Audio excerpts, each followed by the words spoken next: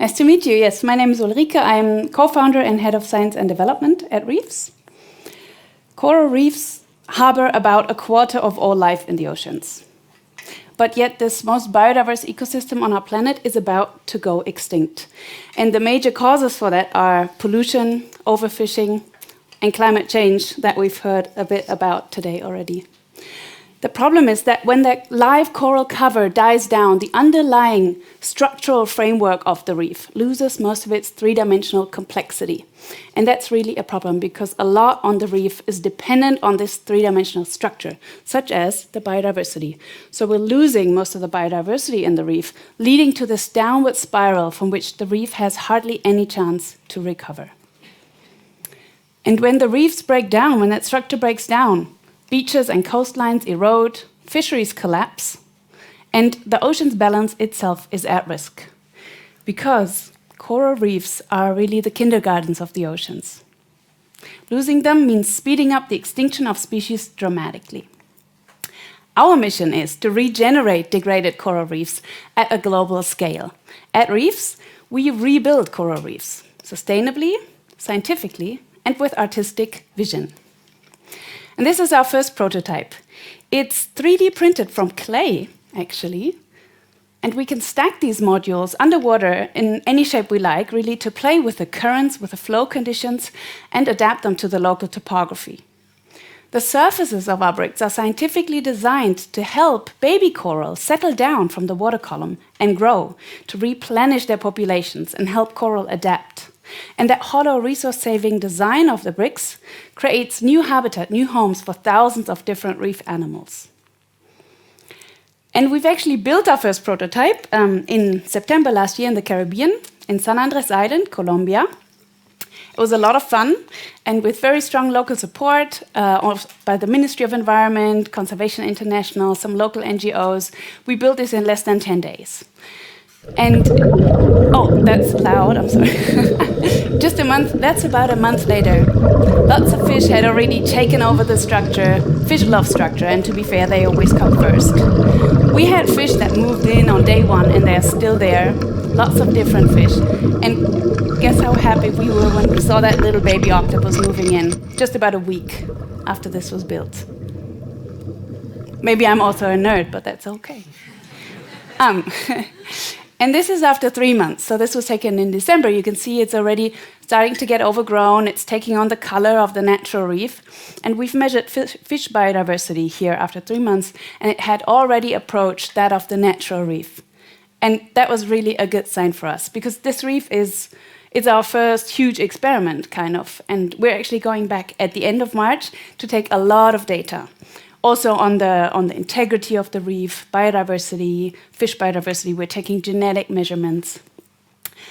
And in order to be able to produce those reefs a bit more efficiently in the future, because we did this in Switzerland, we're doing two things in terms of production this year. First of all, we are scaling up just the size of the system and lowering the costs.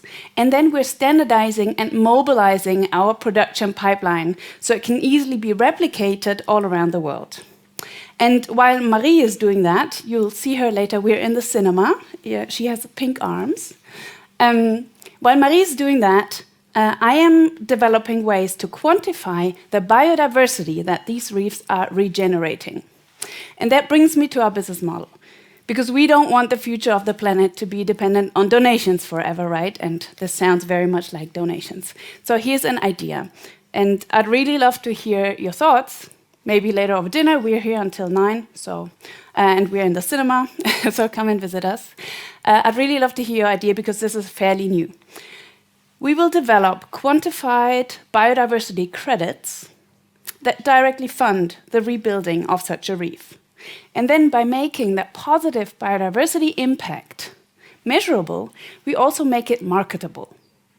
So through a subscription model, businesses and individuals can gain access to these insights, can gain access to that proof of biodiversity, get certification badges and marketing toolkits depending on their level of subscription. So we're enabling, empowering brands and people to help biodiversity and talk about it. And this is really the team that was pulling it off in the last year, 1.5 years. I can say that I'm super proud. This team has been so strong at execution. We got a lot done. It was a lot of fun as well and a very caring atmosphere. I won't go too much into it. Here's just a glimpse for the end of the session on the media interest that Reefs generated in the last year that we were super grateful about, because raising awareness on the topic is dear to our hearts, so we like to talk about it. Thank you for the invitation. And thank you. Wow. Ulrike, what a really, really nice project. I love it. Do we have a question from the audience? Yes, over there. May I ask, so what's affecting the reefs today, the natural reefs, is of course acidification and warming and all the things that you talked about. What's to prevent this structure from not facing the same issue? Is it just the 3D structure, or how can it withstand the continued degradation of the ocean? Yeah, so of course, if we just go for natural coral recruitment on the structure, so having the corals that are in the water settle down, these corals will also be prone to bleaching, for example, in the future. All we can do in the beginning is to just help those populations gain a certain level again, so that when we're losing 50% again, you know, we're at least not going down, down, down, but we're going back up first. But that's just one point. Then we have the option to seed these reefs with resilient larvae. There's in every coral field that's dead, you can see some beautiful colonies that have adapted, and we don't know why, they are just resilient. And you can take the larvae from them. Just have to be careful to really have enough genetic diversity still. That's a key point, but that's why we're trying to work with larvae more than with fragments. And bring these larvae out over the reef. There's ways to do that. More importantly, though, I think from the very beginning, when we build a structure, it recreates habitat for all the other life that's also important in the reef. Wow. Thank you so much for being with us, Ulrike.